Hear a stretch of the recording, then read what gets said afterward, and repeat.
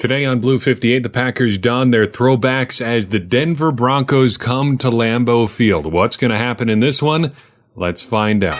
Blue 58! Hello and welcome to another episode of Blue 58, the one and only podcast to thepowersweep.com. I'm your host, Jon Meerdink, happy to be with you here for another episode. This one's a bit of a tricky one, I think, to predict.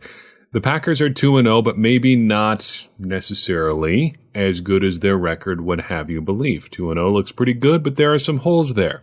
The flip side is true of the Broncos as well. They're 0-2, but maybe not quite so bad as 0-2 might look. The plain narrative is this, though. Matt LaFleur, a rookie head coach, comes in undefeated. Vic Fangio, a much more experienced, but still rookie head coach, doesn't have his win. Who's going to break their streak? If you look at our tail of the tape graphic in our post on thepowersweep.com, you start to see some stuff that jumps out. It's a good example, I think, and I write about this in the piece of how teams' records, stats, and their on-field performance actually don't always line up. In fact, more often than not, you need to explain each of those three aspects pretty well. Like I said up top, the Packers are 2-0, but maybe not quite as good in some aspects as you would hope for an undefeated team. The Broncos, the flip side of that, 0-2, but maybe a little bit better. All in all, the Broncos look pretty good. When you look at the numbers that we track, they're better than the Packers in just about every one, except for one that really, really jumps out. First, well, I guess two. First, you've got defensive DVOA, where the Packers have just been outstanding so far.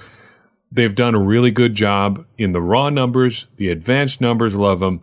That's where this number comes from. But the number I really want to focus on so far is point differential. The Broncos, the Packers played the Vikings last week. The Broncos have outscored the Packers so far. And they've outgained the Packers on offense as well. But if you look at their point differential, they have a -1. The Packers have a +1. When you do these things matters. Timing matters in the NFL. It's not always who you play as much as when you play them.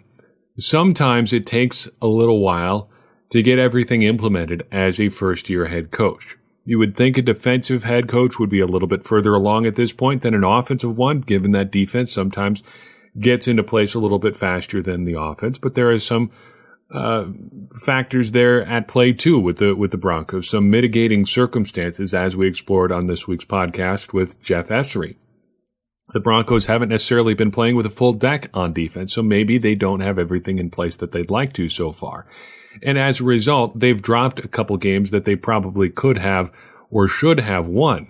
The Packers, meanwhile, don't have everything in place on offense, but they've also gotten really, really excellent performances from their defense at opportune times. They've held the Bears to 3 points. They've held the Vikings to just 16 and forced a lot of errors on the part of Kirk Cousins that allowed them to escape with a win as the Vikings were coming back in week 2. They took advantage of timing. The Broncos have not been able to take advantage of timing. If both of these games that each of these two teams played were replayed later in the season, they might have completely different outcomes. I suspect that's what you'll see with the Broncos when they play the Raiders again later this year. What happens with the Packers when they play the Vikings and the Bears again later this season?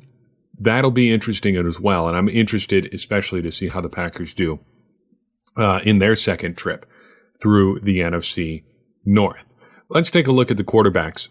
In our graphic this week, our quarterback battle graphic, it looks like we've got a bit of a surprising result. But then again, this is more evidence about the importance of putting stats in context. Joe Flacco is 0-2 as a starter, even if quarterback wins are not really something you should pay attention to. But more or less, he has outperformed Aaron Rodgers in all of the stats that we track. He's thrown for more yards. He's been more efficient. He's got a higher QBR. It looks like the Broncos are in pretty good shape with this quarterback they picked up this offseason, where the Packers might be wondering when Aaron Rodgers is going to show up because the numbers have been middle of the pack at best. But there is a key difference here between the two. Yes, Joe Flacco does have some really good efficiency numbers, but none of those numbers stack up to Rodgers at all in the red zone. Rodgers has been superb inside the red zone so far this year. Inside the 20, he has completed 7 of 8 red zone pass attempt, throwing 3 touchdowns, no interceptions. His passer rating is 139.6. Joe Flacco, meanwhile, he also has 7 completions, but it's taken him 16 attempts to get there. He has not thrown a touchdown in the red zone, and his lone interception came in that part of the field where it is extra costly as well. His passer rating in the red zone is just 64.6. The volume numbers are good. Even the efficiency numbers are good. But when the rubber meets the road, I bet a lot of teams would prefer to have their quarterback be more efficient in the red zone than the rest of the field, and that's where Rodgers still has an edge over Joe Flacco this week. Players to watch. I say players this week because you really can't separate the 2 players we're going to talk about with the Denver Broncos. It's an odd thing that the Broncos have not recorded a sack so far this year. And we talked about that with Jeff Essery this week. Check out that podcast if you haven't had a chance to listen to yet, because he goes through some of the reasons that the Broncos may not have a sack so far this year. The short of it, though, is it's weird, and it's probably a statistical outlier. And if you're betting on 2 players who could get a sack this week, Von Miller and Bradley Chubb of the Denver Broncos are probably not bad bets. Von Miller has been probably the most productive pass rusher in the NFL since he entered the league. He came in as the 2nd overall pick in 2011. No one in the NFL has been as productive as he has in 2 key areas. No one has combined the total of more than 95 sacks, he has 98, and more than 195 quarterback hits, he has 196, since 2011. Nobody has put up that much volume. He's been above 10 sacks each and every year except for 1 year that was shortened by injury, and even though he's 30 years old now, it's hard to say that he's lost a step. Chubb had 12 sacks as a rookie. And it's tempting to say, yeah, well, he plays across from Von Miller. He should get a lot of sacks, and that probably is true. There is something to that idea. But you can't knock a guy for just doing his best with the opportunities he's had. And the short of it is he's got a great opportunity, and that's the opportunity to play across from Von Miller. It's not his fault. He's playing next to, or not necessarily next to, you know what I mean. It's not his fault. He has to pick up what's left over from Von Miller. And it's not like he's just falling into sacks that Miller all but completes for him and lets him come in like a dad giving his son a layup and say, here you go, Brad, here's a sack for you. I did it just for you, but I'm going to let you get the stat here. Chubb is doing things on his own, and he's going against a tackle duo that I still have some questions about. Let's talk about David Bakhtiari and Brian Bulaga so far this year. Bulaga first. He's been just about perfect, and he's done it against some high-end pass rushers in the form of Danielle Hunter with the Vikings and Khalil Mack with the Bears going back to week 1. He's been just about perfect, and according to our new number, penalties and sacks or in starter snaps, PASSS, which we haven't fully released yet on the powersweep.com, but it's coming. He's been perfect. No penalties, no sacks allowed, according to StatsInc. But David Bakhtiari, on the other hand, has not been so good. He's given up 2 holding penalties. He's given up a sack, and that puts him on pace to have his worst year in his career. The only other year he's been close to this was back in 2016, where he gave up quite a bit more sacks than we're used to seeing from him. He gave up 3 sacks and was penalized 5 times that year. That is unusual for David Bakhtiari, and it was even worse in 2015, where he gave up 5 sacks and was penalized 11 times in just 14 games. He is on pace to put up worse numbers in our normalized metric than either of those 2 seasons. And when he talks about having a little bit of a back injury coming through practice last week, that's a little bit concerning. Everybody around the team said it was minor, and that's fine. That may be true. But from what I know about back injuries, having unfortunately experienced some in my normal life myself, everybody only tends to say back injuries are minor when they're on somebody else's back. I would be hesitant to call any back injury to an NFL offensive lineman minor, given the wear and tear that they go through on a weekly basis, on a daily basis, on a season-long basis. It'll be interesting to see how Bakhtiari holds up, not just throughout the rest of the season, but into this week against 2 high-end pass rushers. We can't let this podcast go by with talking about a big narrative that came out of the last time the Packers and Broncos played. They haven't gotten together since 2015, and you may remember that game as being particularly ugly for the Packers. That year, they were 6-0 coming out of their bye week, and that's hard to remember because of how that 2015 season, I think, just felt as a whole. It felt like a slog. It was not great. Pretty rough down the stretch, rough in the playoffs, too. But even after losing Jordy Nelson in the preseason that year, the Packers came out of their bye week 6-0, and then absolutely face-planted against the Broncos in Week 8. Wade Phillips took Aaron Rodgers apart that day. That was probably the worst single game we've seen from Aaron Rodgers. 77 yards on 22 pass attempts. He was sacked 3 times, hurried throughout the game, gave up a safety, fumbled the ball. It was just domination of one of the great quarterbacks to ever do it. Final score, Broncos 29, Packers 10, and I think the Packers were lucky to get to 10 in that game. But the narrative that comes out of that game is that that's the game that broke Aaron Rodgers. That's where it all started to go south for Aaron Rodgers. And everyone does these statistical comparisons, blah, blah, blah. How good was he before? How good was he afterwards? It's kind of persuasive sometimes. And I think there are some mitigating factors that people are not quick to acknowledge. Injuries play a factor here. To himself, to others. There is the fact that he had an MVP caliber 16-game stretch in here that we've talked about before. But prior to this destruction in Denver, Aaron Rodgers was nearly a 66% completion percentage passer. He had an adjusted yards per attempt figure of 8.81 and a passer rating of 106.5. In 50 career games after that, he's just a 62.6% completion percentage passer. His yards per attempt, his adjusted yards per attempt are down to 7.6. His passer rating is down to 96.7.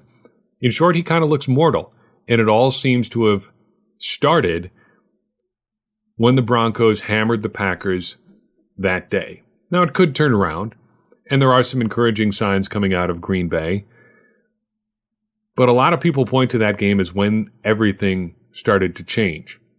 And the numbers make it hard to be really confident about pushing back on it. Again, mitigating circumstances. And I've done quite a bit on this podcast, on the blog, whatever, about stacking the stats to make your argument. But there are some stats out there that make the argument that he started to do, I don't know if you want to say decline, that everything changed in that game, pretty persuasive. That said, that has nothing to do with this game, because it was 4 years ago and everything is different now. I think the Packers are going to handle the Broncos on Sunday. They've shown just too much on defense to get rattled by Joe Flacco. They've shown enough on offense that I think that Aaron Rodgers and everybody on offense can put up enough points to put this one away. And I feel pretty confident saying the Packers will probably cover the spread that's been as large as 8.5 points around the league. Purely for entertainment purposes, of course. I'm predicting the Packers win 27-13 because I just don't have that much confidence in Joe Flacco and the Broncos offense to get things going against the Packers. But even predicting the Packers win, I wouldn't say I'm 100% confident in that prediction. Maybe it's just the specter of Vic Fangio. Maybe it's seeing those 2 pass rushers they've got. Maybe it's seeing the other underrated aspects of the defense. And maybe I'm just overrating their defense. But there's this nagging doubt in the back of my head that says there's going to be a correction here with the Packers. 1-score games, for analytics purposes, are treated essentially as ties. It's basically a coin flip, your record in 1-score games. And if you outperform the average in 1-score games, people are going to kind of doubt your performance as a team. Well, so far this year, the Packers have played 2 1-score games, and they've won both of them. But if a couple plays break differently, the Packers could be coming into this game at 0-2. Maybe this is a game where some of those things don't break quite so well for the Packers. Maybe Joe Flacco doesn't try to do what Kirk Cousins does and throw a fadeaway one-footed pass into the corner of the end zone over Kevin King.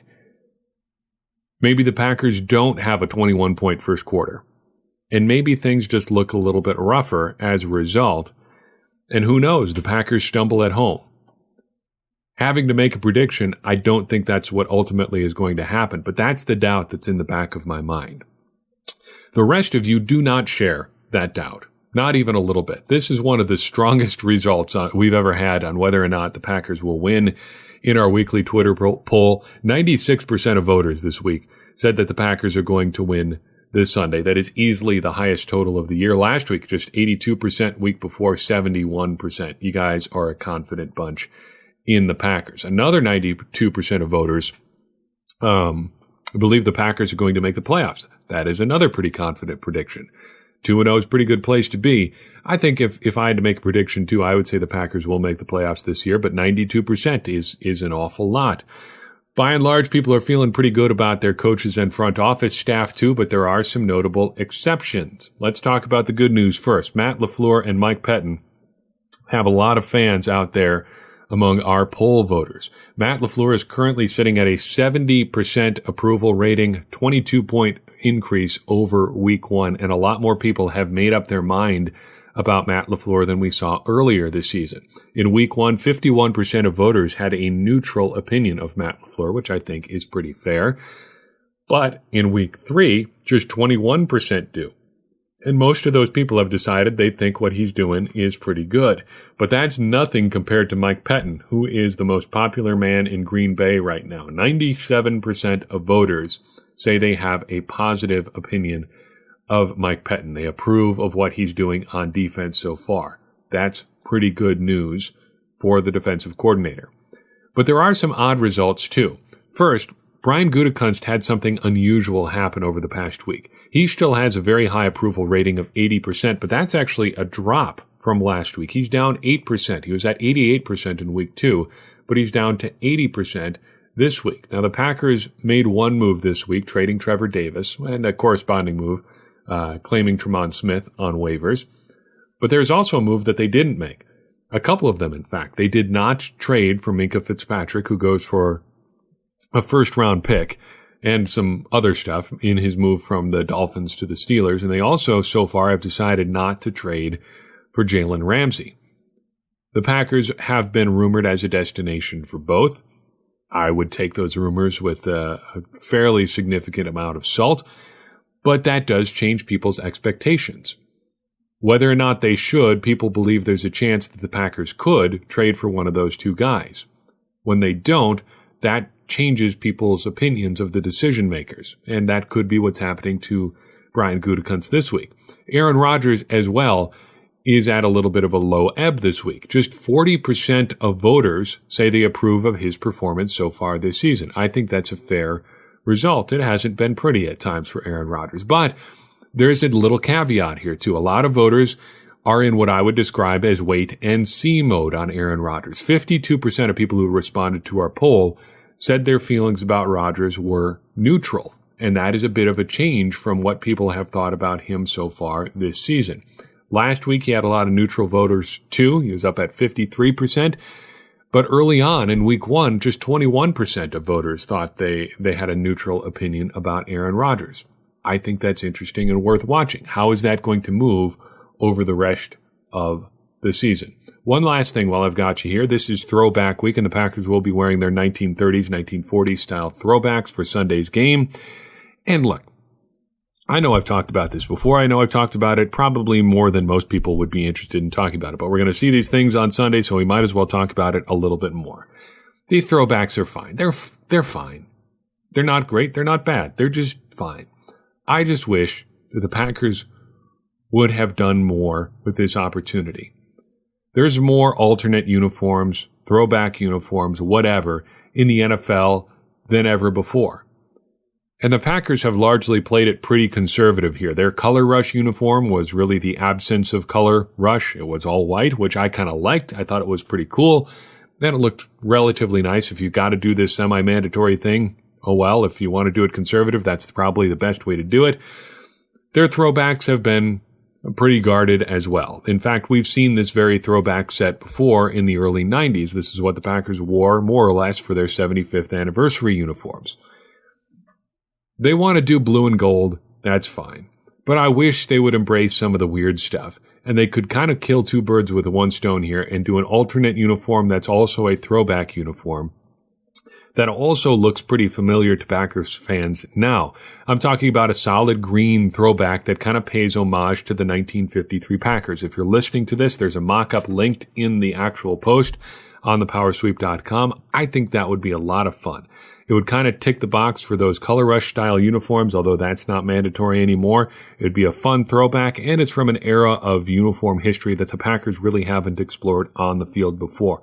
I would love to see that. And if they're bound and determined to do the blue and gold throwbacks, you might as well do the ones that the Packers wore just before Vince Lombardi took over in Green Bay. Guys like Vince Lombardi, Ray Nitschke, Paul Hornung were wearing those uniforms. Hey, that would be a cool opportunity too. Just use a little bit more imagination than you are right now. Just give it a shot. You never know what can happen. That's all I've got for you on this episode. Thank you so much for listening. If you like what you heard, give us a rating and review wherever you happen to listen to your podcast. And if you want to take your support to the next level, follow us. Give us a $1 a month at patreon.com/thepowersweep. That does help offset some of our costs in producing this entire operation. Anything that you do, whether it's leaving a comment, reaching out to us someplace, leaving us some money, wherever you would choose to do that, helps us further our mission of making everybody smarter Packers fans. And as I always say, smarter Packers fans are better Packers fans, and better Packers fans are what we all want to be. I'm Jon Meerdink. Thank you for listening to this episode of Blue 58. We'll see you Monday, maybe late Sunday, after what we hope will be another Packers win.